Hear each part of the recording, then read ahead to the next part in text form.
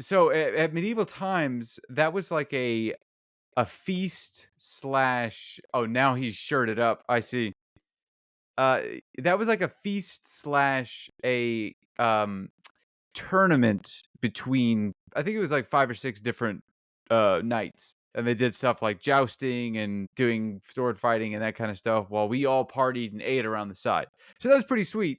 That was like one event at the Ren Fair. The Ren Fair is, I mean, it was huge. First of all, it's in this forest where there is camping. I don't even know how wide the forest went, but it was wide. And it wasn't like the forest that I am very familiar with, where there's a lot of cedar and the same trees. There was a lot of different kinds of trees. And everybody also dressed up in their full medieval garb. I mean, most of it wasn't even medieval. It was uh,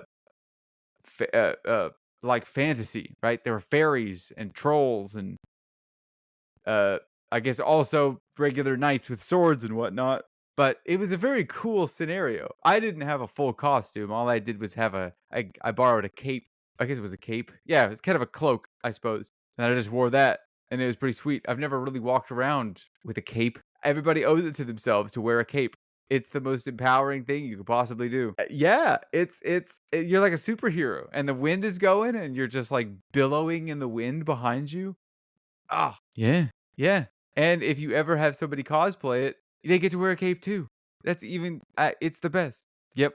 Yep. It was very cool though. I would highly recommend that everybody go to a Ren Fair if you're into, I mean, high fantasy. I mean, they had all sorts of stuff, right? Like we went to a couple of different shows.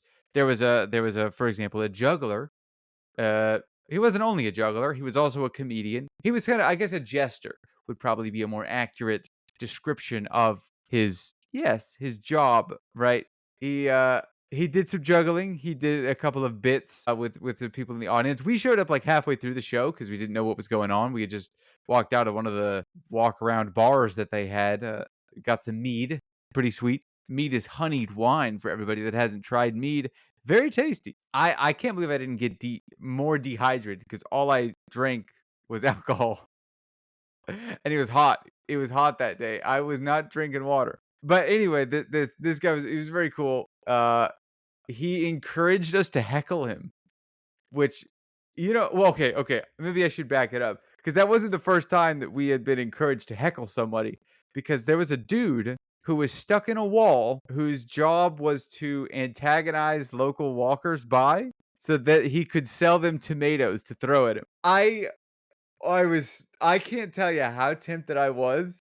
It was only like $5, and I think it was like $1 per tomato. And one of the people that I happen to have with me plays baseball at the collegiate level. I don't know. That's not professional. It's a maybe it's a semi-pro, right? Our chance of ruining this dude's day. Okay, the fair had just opened.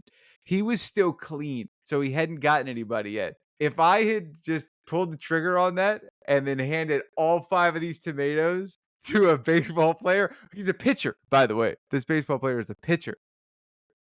I know tomatoes aren't exactly baseballs, but if you can dodge a wrench, you can dodge a dodgeball. If you can throw a baseball, you could throw a baseball-sized tomato at a dude stuck in a wall, and at least one of the 5 is going to nail him. We could have ruined his day instantly. It would have been awesome. Unfortunately, we were really trying to get to the bar. That was our first stop of the day. Yes, we did start drinking at like 10 in the morning. Granted, we didn't drink a whole lot. There were 3 meads and 1 cider. I had 3 meads throughout the entire day. But anyway, this juggler guy he was pretty cool. He was very funny. He made a joke about who's the guy that got shot in Dallas? The president? Kennedy. Yeah. He made a very out of nowhere JFK joke. I don't even remember what the joke was now, but everybody in the crowd, there was a collective gasp. I mean, this dude was telling us to heckle him. He was like trying to encourage everybody to be interactive with the show. Uh, uh, I think everybody. I think that's a people don't do that. They don't heckle at all. I see, content online, right? Like a comedian handles heckler, dunks on him with facts and logic and blah, blah, blah, right? And it's usually just some drunk person that is, I don't know what problem they have with this person, but they're really going at it, right? So for this dude to be encouraging us to heckle him was pretty fun. At one point, he was going to juggle knives over his head, but he stalled. He kept stalling and he kept stalling, and finally, I was getting annoyed with him at one point because he had been like he was trying to train us, right? He was like, "All right, I am going to step onto the pallet of doom," and then all of us were supposed to go, "Oh, woo!" I will juggle the knives in above my head in the air. He was trying to teach us to do that, but he kept winding it back. He kept restarting the process over and over again for like a minute and a half, right? And at one point, I just yelled at him. I went, "Stop stalling!" He went, "Okay, fine, fine." I mean, they were real knives. He showed us afterwards. He like thunked them into the wood. They were like real knives. He was legitimately scared to be doing this because it was actually dangerous. For real. I was like, yeah, they're probably not real. They're probably like blunted at the very least. I mean, he could probably cut himself a little bit. No, he probably could have killed himself. And I was yelling at this dude to stop stalling and get the blood sport on with. Yeah, yeah, exactly. Right. You look at what he was wearing. He was asking for it. He was a full on gesture juggler. Yeah. But that was only like I said, that was only one of the shows. I didn't even get to see all of it. I don't think there is a way to see all of it in one day. I mean, they go. I think it's 8 weekends that this thing is going on for, and we went opening weekend. Yeah, I'm pretty sure it runs. Oh boy, either runs like Friday, Saturday, Sunday, or it's only Saturday, Sunday. But then they have like a bunch of volunteers and then some staff on premise. Yeah, and then they also have a lot of people that sell various stuff. There have been a couple of items on my. It would be cool to own this, but I can't justify it because expensive and I would have no need for it, right? One of them is a pipe like Gandalf uses in Lord of the Rings. Unfortunately, I don't smoke pipes or have any knowledge of them at all. But they had a pipe, the exact pipe that he used at the Red Fair. They were like, "This is Gandalf's pipe," and I was like, "Yeah, it is. I have looked at that. No, I can tell you proudly, I did not buy the pipe. I did, however, get a knife that was a replica of Aragorn's knife from Lord of the Rings because they also had one of those. What can I say? I like the Lord of the Rings. Granted, it wasn't like in hindsight, what I should have done when I go back, because inevitably I will, I want to make a game plan, right? First of all, I think what I'm going to do. Well, okay, so everybody there was dressed up really cool, right? They clearly spent time on their costumes. Exactly. When I go back, and I will, I want to be far cooler than wearing black clothes with a purple cloak on. I need a sword or a weapon, and my knife can be a starting point for that, right? But at the fair, I never saw the people, to my knowledge, unless there were multiple weapon sellers, right? Um, the knife that I ended up getting was not forged there, and they do have people. They have actual blacksmiths there that make weapons and then sell them, right? That's like their job for those 8 weeks is they're trying to sell people weapons. Well, swords and whatnot, right? And they sell bows and stuff that they make there, right? There's a lot of custom stuff that they make. I did not, unfortunately, I did not. My knife was not custom, so it's kind of cool that I have it. It's a nice little collector's item. But next time I go, I have to budget for this because it's like, I mean, the bows I think were $600. I cannot justify that purchase at all. I could potentially, and especially not as like an impulse decision buy on the day, be like, "Yeah, I'll drop 600 bones on a bow that I'll never really use." However, if I start planning for it now, right, and I set aside a little bit of money, I can budget for next year, and I can buy a custom made, fully forged sword, and that will be like my costume piece, right? That I can get at the Ren Fair. I can get fully tested, and it will be 100% handmade. It'll be awesome, right? Unfortunately, I have to start working on this now. Right? That this is a next year problem. I want to. Honestly, I want to go. They also do this thing. Wow, why didn't they sponsor us? I'm just shouting out all their cool stuff. No, but they take volunteers. And I am well, I don't have a costume. I'm sorely tempted to volunteer there because I mean, how cool would that be? You get to like be in character. Uh, I think next time I want to go even more, yeah, fully in, right? Costume. I want to get in character and be that character for the entire time because everybody else around there was, right? That's my spot to do it at. Ah, yeah, it was very cool.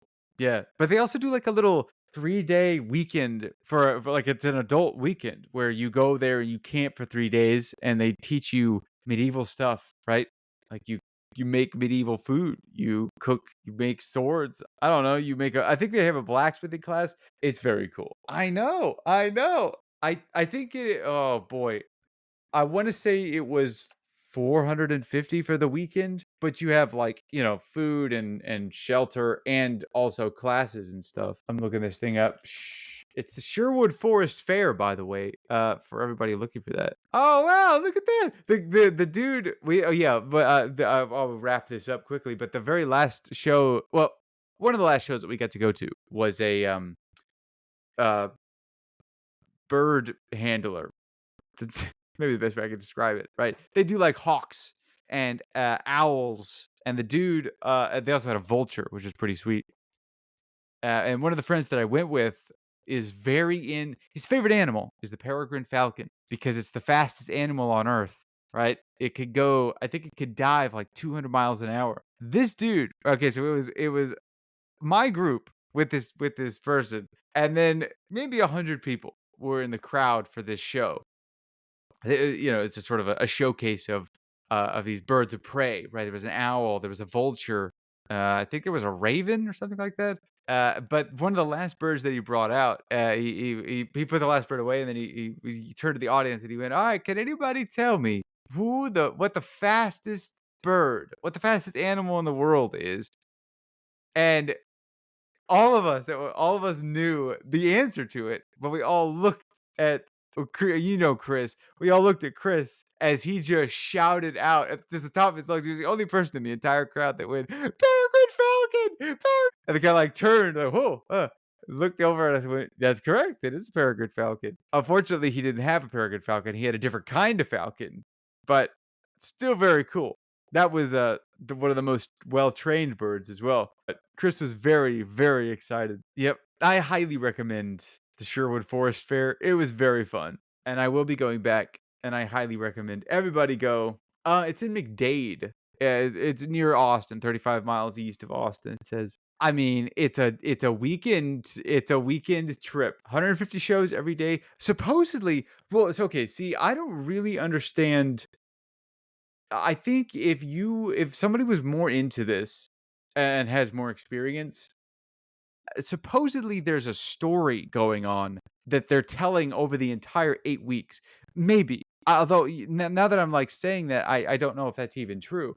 Oh, I heard that maybe it's only like for the day, right? There's a storyline for the day. Because I think there was, at least at the one that we were at, there was a wedding that was going on, but it was like, it wasn't a real wedding, right? It was like a story wedding, and it was also a comedy show, and we met the lady that was getting married later that day at like a Viking. There was a Viking band performing in like a Viking hall, and we were just sitting there sipping on our mead and talking to this lady that was getting married. I guess I don't know what her actual job was, but that was what she was doing later that day. She was telling us that it's going to be a really fun show because there would be objections, and there would be uh like a replacement groom or something like that when the first one died. We didn't know what was going on, but I was like, this sounds awesome. I want to go to this so bad. And unfortunately it was too late in the day. But I think that might have been like part of one of the stories, part of the overarching story. And when we were the reason that I say this is because at the very end, when we were leaving, we got to talk with the one of the gate attendants, right, that did like ticketing and stuff. And she was asking us, yeah, so like, how'd you like it? We're like, yeah, we had a great time. And she would say, did you get to go to this and this and this? And we're like, no, we didn't even know that was going on. And she was like, oh, you have got to come back.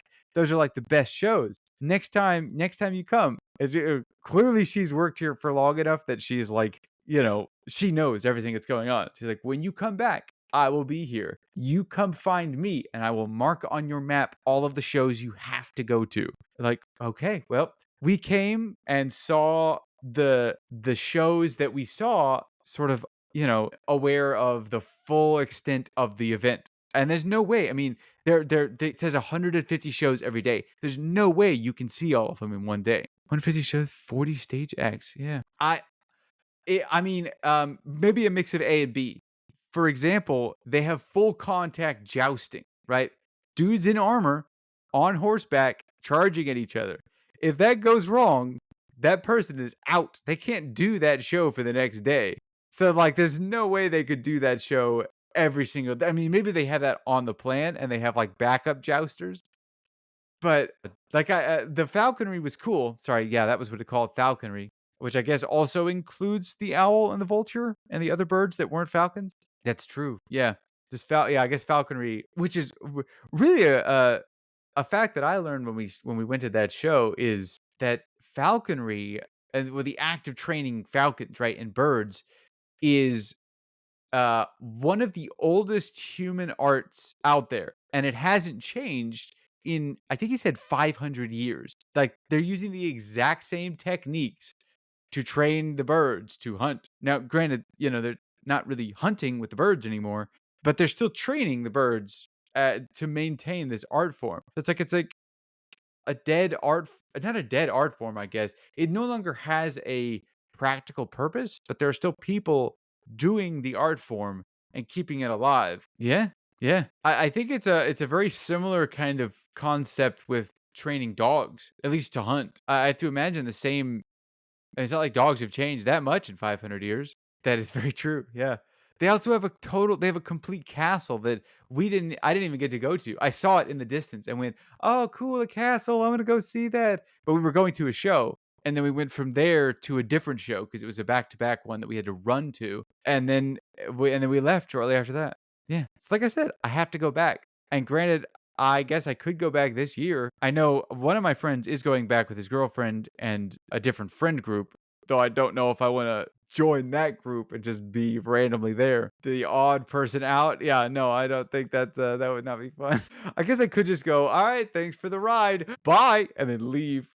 Yeah, very true. I could be that, like the Black Knight, that the anonymous, totally covered. Nobody would have any idea to just wander around and challenge people to duels. That would be pretty sick. Yeah. At the end of the day, that would be my story for the day. Is I would show up and try to establish dominance over the entire fair, and then some hero would show up and kill me. See? I need a volunteer, right? I as a natural born storyteller, I could tear the roof down on that place.